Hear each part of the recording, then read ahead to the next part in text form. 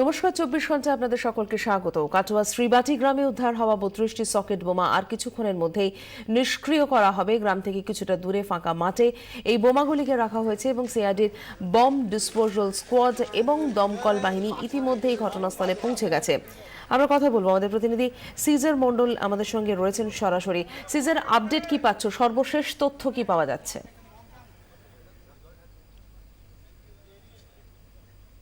দেখো সঞ্চিতা, আমরা সেখানেই দাঁড়িয়ে রয়েছি যেখানে কিন্তু এই 32টা যে সকেট বোমা গতকাল পাওয়া গেছে সেগুলোকে নিষ্ক্রিয় করা হবে।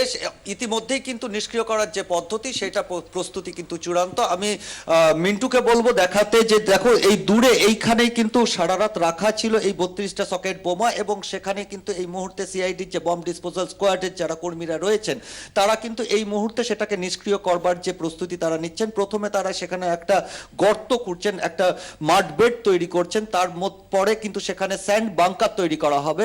ইতিমধ্যেই সেখানে বালির বস্তা পৌঁছে গেছে। সেই স্যান্ড বাংকার তৈরি হওয়ার পরে কয়েকটি কম্পার্টমেন্টে ভাগ করে কিন্তু নিয়ন্ত্রিত বিস্ফোরকের মাধ্যমে এগুলোকে নিষ্ক্রিয় করা হবে। নিয়ন্ত্রিত বিস্ফোরক অর্থাৎ এই যে সকেট বোমাগুলো যেগুলো রয়েছে, তুমি এর আগে দেখেছো সঞ্চিতা যে একটা কলের গ্যালভানাইজ যে কলের পাইপ, সেই কলের পাইপের মধ্যে দুটো মুখ আটকে দিয়ে তার মধ্যে বিস্ফোরক রাখা এবং বিস্ফোরকের সঙ্গে সঙ্গে সেখানে বেশ কিছু স্প্লিন্টারও রয়েছে। সেগুলো প্রায় 8 ইঞ্চি করে লম্বা এবং সেগুলোকে যখন নিষ্ক্রিয় করা হবে কৃত্রিমভাবে সেগুলো নিষ্ক্রিয় করা হবে, অর্থাৎ বিস্ফোরক দিয়ে নিয়ন্ত্রিত বিস্ফোরণ ঘটানো হবে।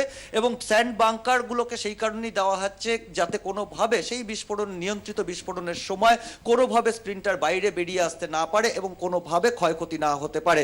এবং সতর্কতামূলক ব্যবস্থা হিসেবে কিন্তু গ্রাম থেকে বেশ খানিকটা দূরে একটা বিচ্ছিন্ন জায়গায় মাঠের মধ্যে এই মুহূর্তে সেই নিষ্ক্রিয় করার প্রস্তুতি চলছে। আর খানিকক্ষণের মধ্যে কিন্তু দমকল এবং স্থানীয় পুলিশের উপস্থিতিতে সিআইডির বম ডিসপোজাল স্কোয়াডের কর্মীরা এই বোমা নিষ্ক্রিয় করার কাজ করবেন। সঞ্চিতা, ধন্যবাদ সিজার। সিজার মণ্ডল আমাদের প্রতিনিধি সরাসরি ছিলেন আমাদের সঙ্গে।